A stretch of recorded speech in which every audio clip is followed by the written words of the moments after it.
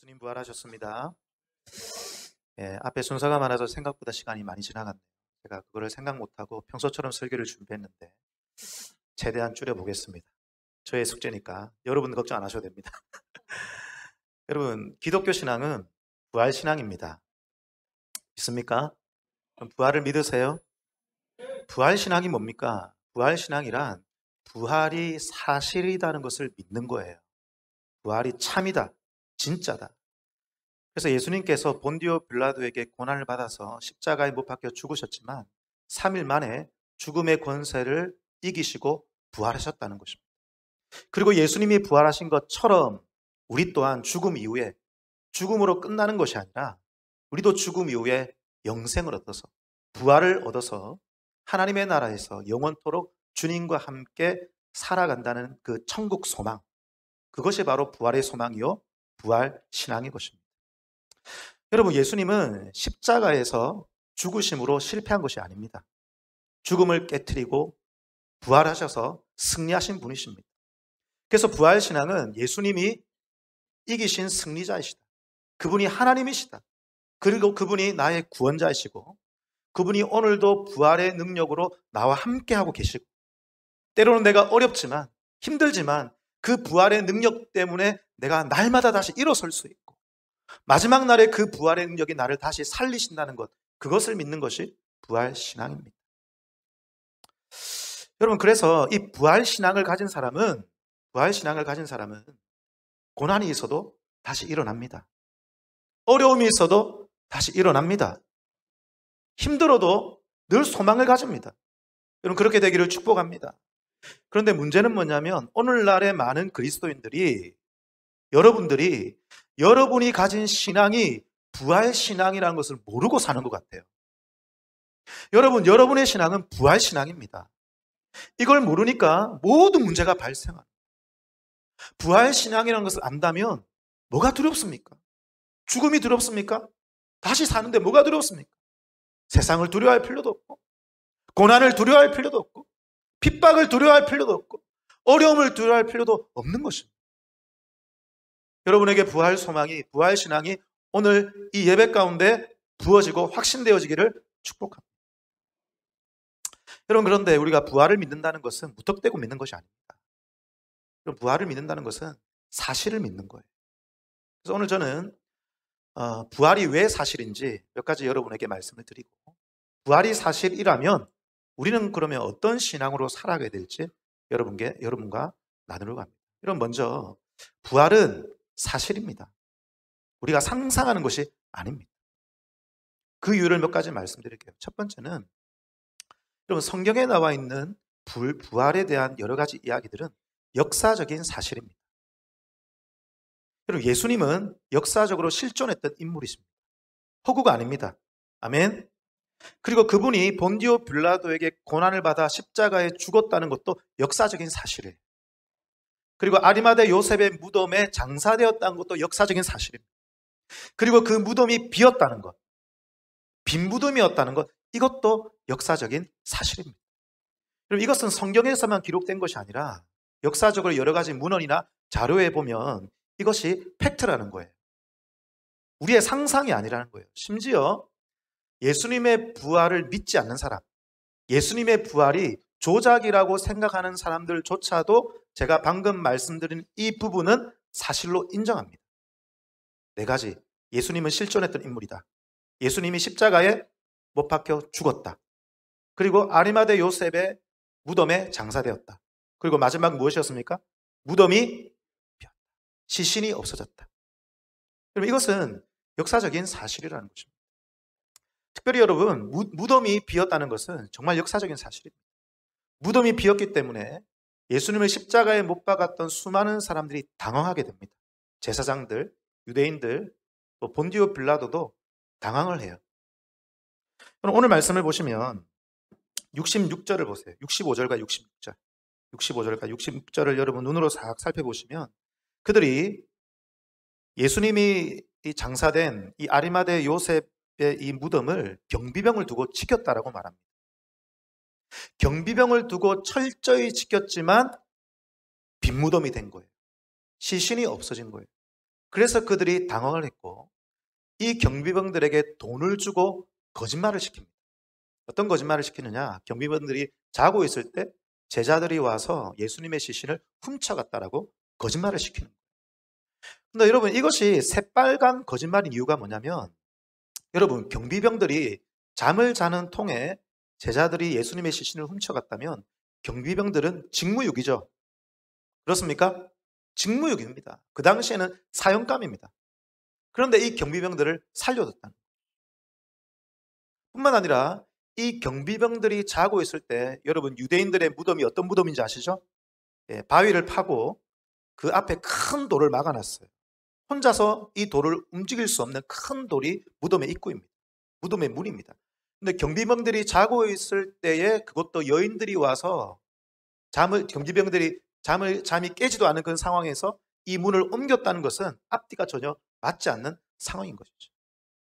이런 거짓말을 할 정도로 사실은 뭐냐면 예수님이 장사되었던 그 무덤이 비었다는 거죠.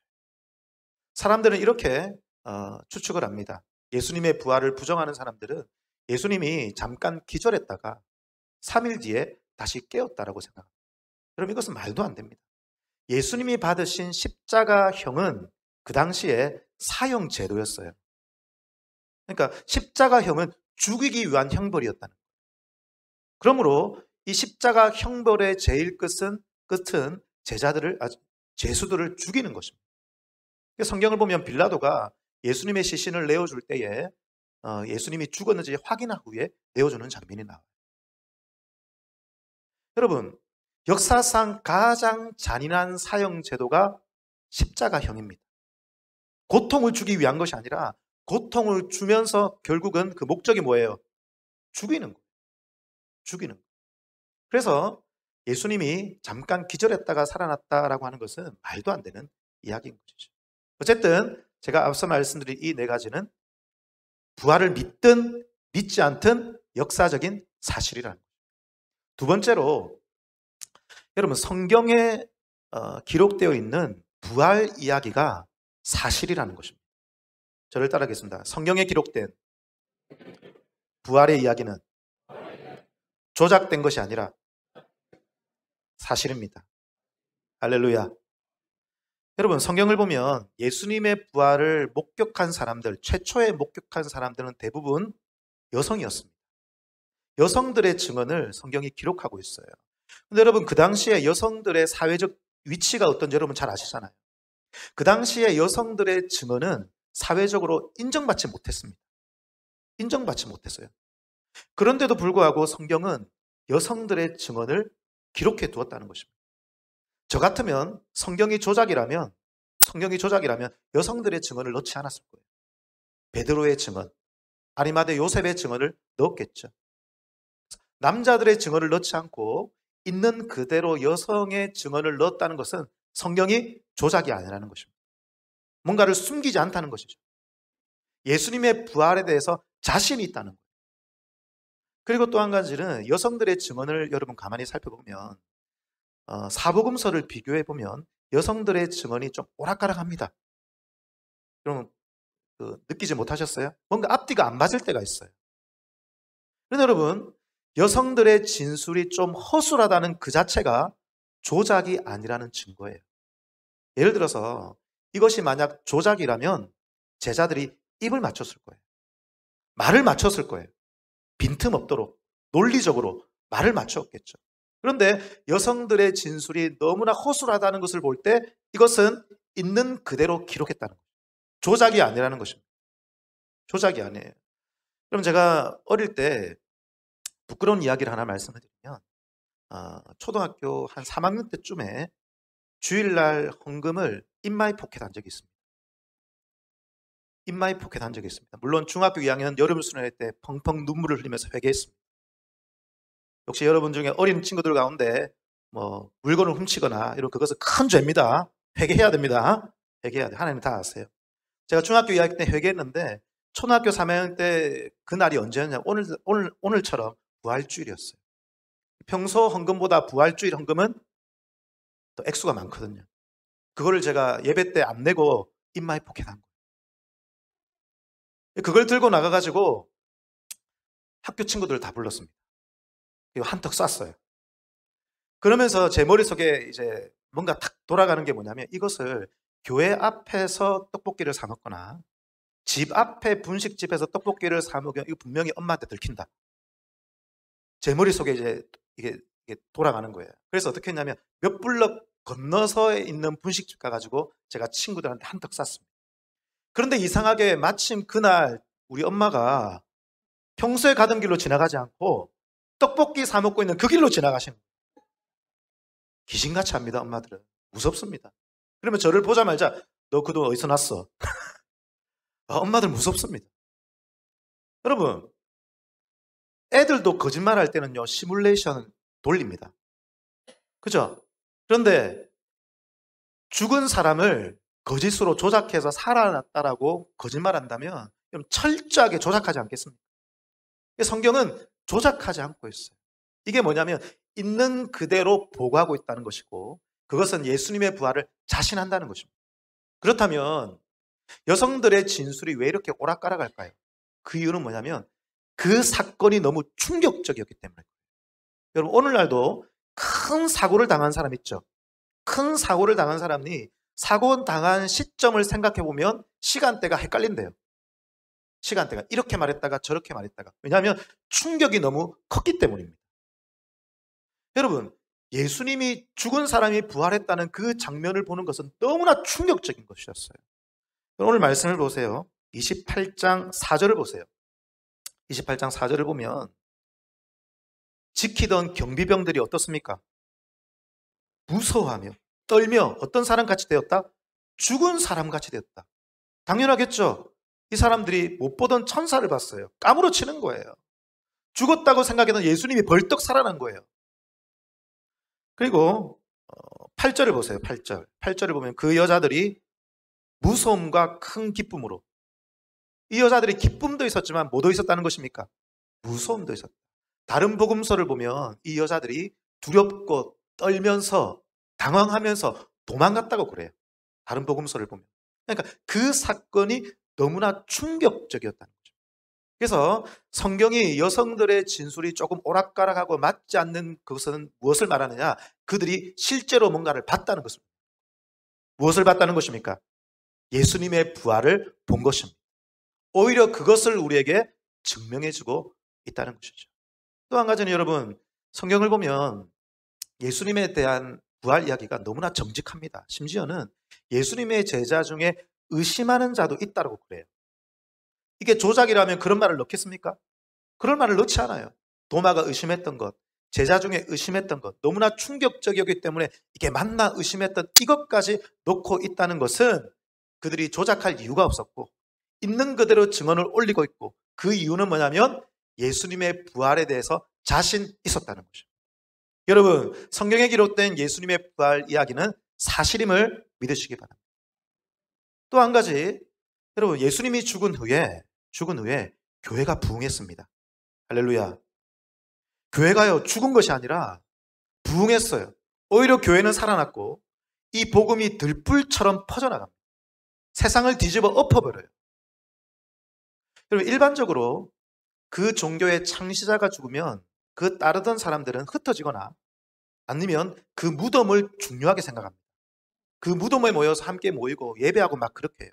그런데 여러분, 초대교회는 예수님의 무덤을 중요하게 여기지 않았습니다. 예수님의 무덤을 찾아보지도 않았어요.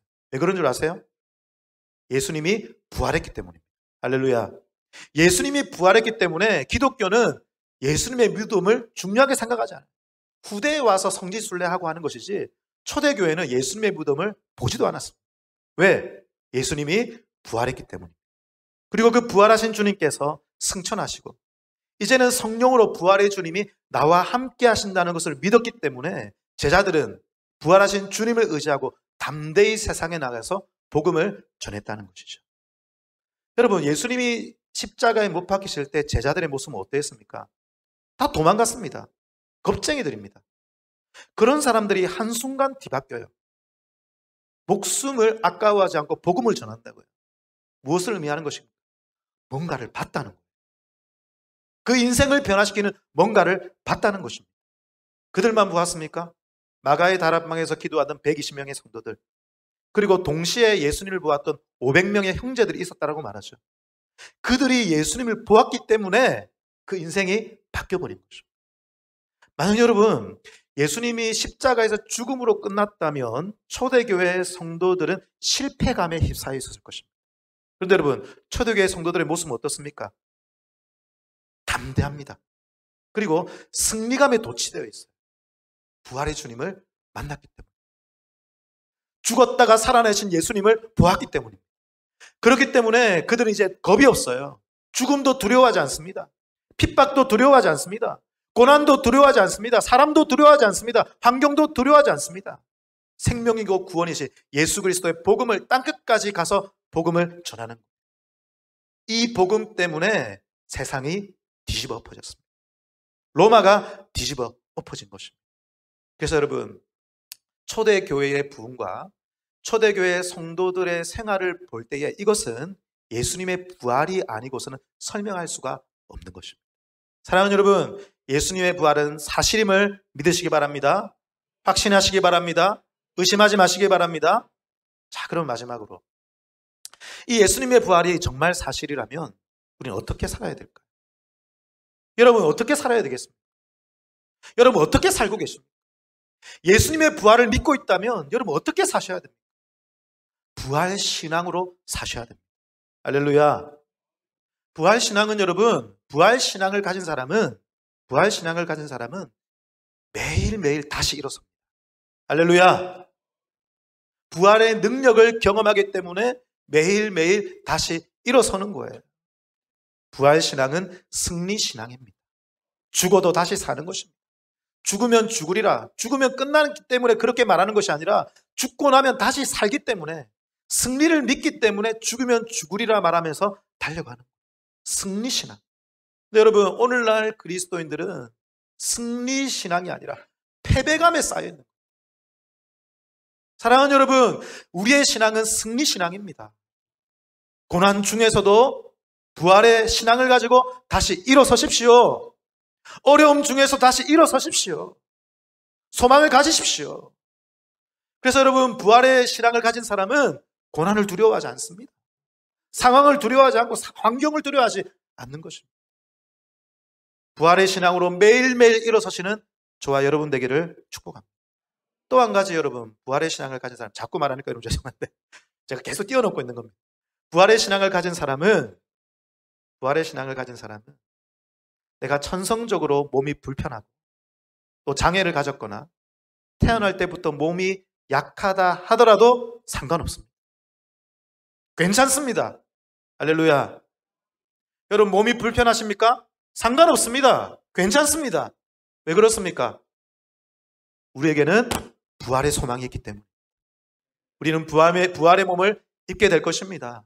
그날이 되면 이 세상 비교할 수 없을 정도 가장 아름답고 가장 멋지고 가장 완전한 부활의 몸을 입게 될 것입니다.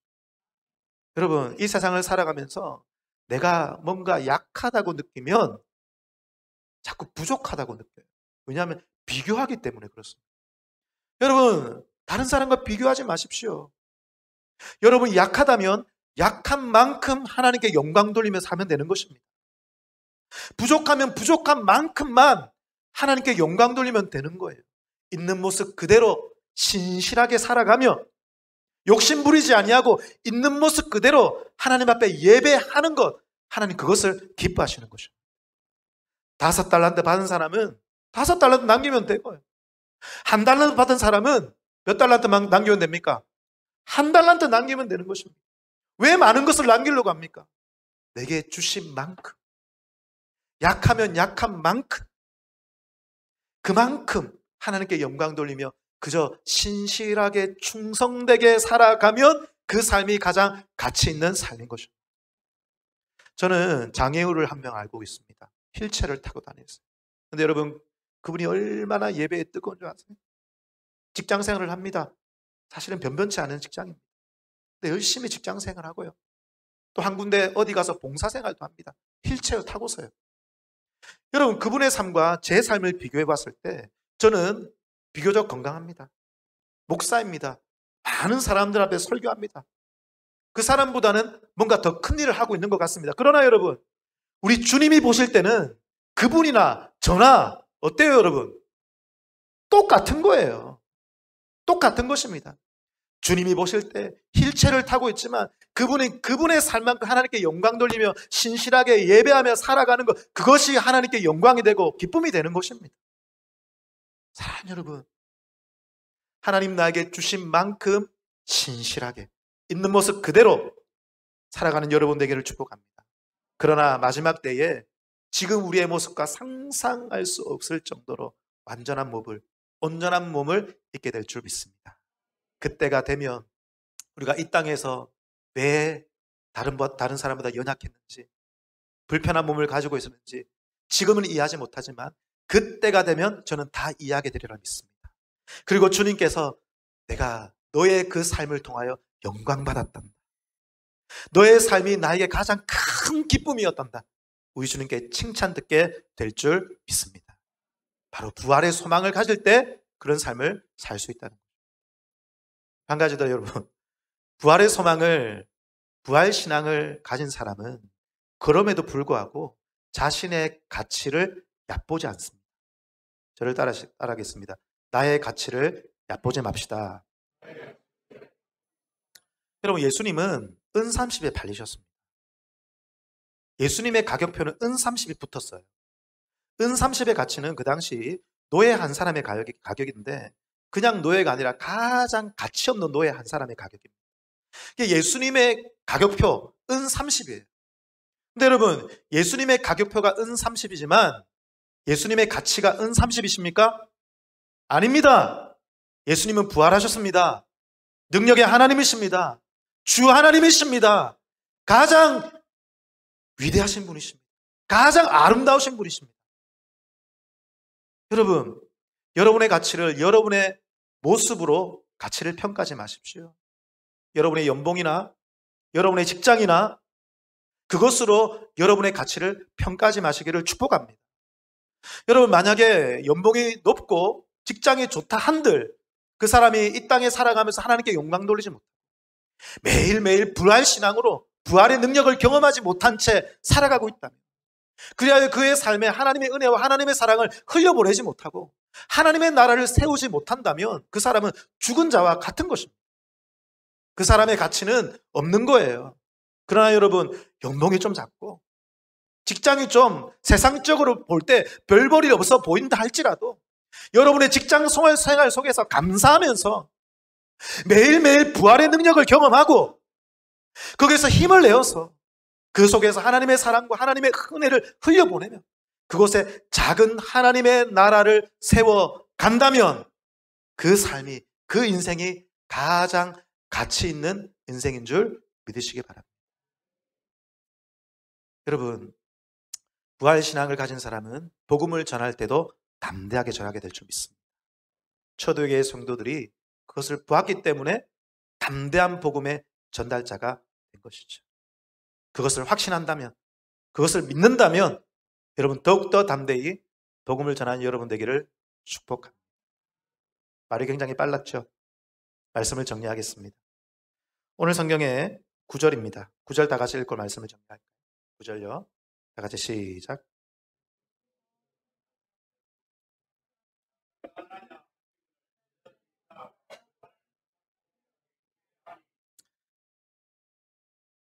부활하신 예수님을 본 이 여인들이 예수님의 발 앞에 갑자기 엎드립니다.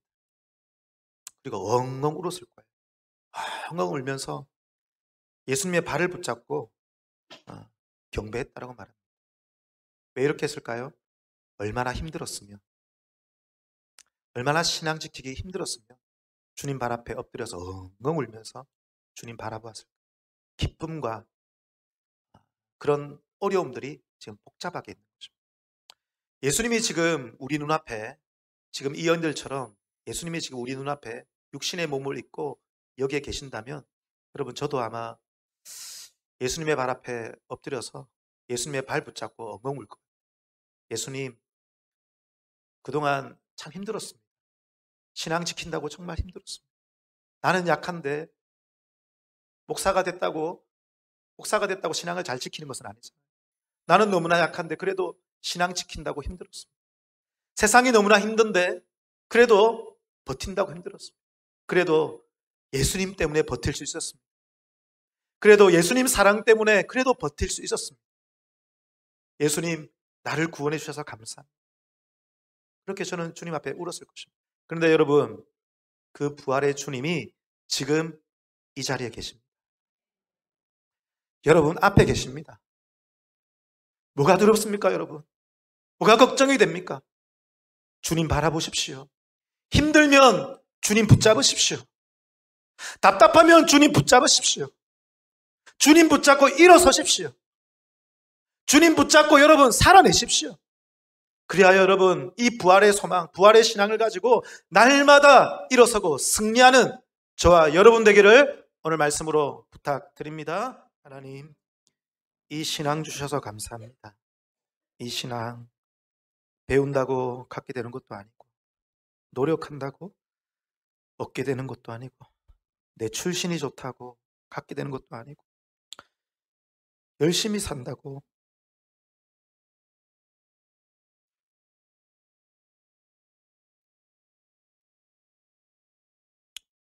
얻게 되는 것도 아닌데 내가 뭐라고 하나님 사랑하셔서 십자가에 못 박혀 죽으시고 부활하셔서 이제는 우리에게 부활의 소망까지 허락하신 주님 감사합니다.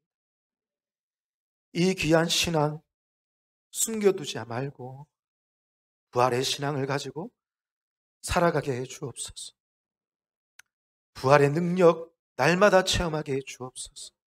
세상 두려워 말고 환경 두려워 말고 약하다고 포기하지 말고 우리에게 주님이 있다는 것, 그 주님이 부활의 능력이라는 것을 믿고 매일매일 그렇게 승리하며 살아가는 하나님의 백성 되게 해 주옵소서. 오늘도 감사를 드리며 하나님께 귀한 헌금을 드립니다. 부활에 감사해서 부활절 감사 헌금을 드립니다. 11조 헌금을 드립니다. 여러 가지 제목의 감사 헌금, 또 건축 헌금 드립니다. 성경 헌금, 장학구제 헌금, 겨자씨 헌금 드립니다. 주님 이 헌금 받아 주옵시고 이 헌금이 쓰여지는 곳마다 우리의 기도가 흘러가게 하시고 우리의 믿음이 흘러가게 하여 주옵시고 예수 그리스도의 복음이 초대교회처럼 들불처럼 번져가는 역사 있게 해 주옵소서. 이 헌금을 드린 손길 위에 축복하시고 그 손이 부활의 능력이 함께하는 손이 되게 하시고 그 가정에 부활의 능력이 함께하는 가정이 되게 하셔서 살아나고 회복되고 충만해지는 복이 넘치는 가정 되게 해 주옵소서. 살아계신 주 예수님의 이름으로 기도합나이다. 주 예수 그리스도의 은혜와 하나님의 사랑과 성령의 교통하심, 부활이 사실임을 믿고 그 누가 뭐라 해도 부활이 사실임을 확신하고 그리하여 부활신앙 가지고 날마다 부활의 능력을 체험하면서 때로는 어렵고 힘들지만 담대하게 승리하며 살아가길 원하는 이 자리에 고개 숙인 사랑하는 주의 백성들과 그 가정과 기업과 자녀 위에 사랑하는 우리 마산 회원교회 위에 영원토록 함께 있을지어다. 아멘.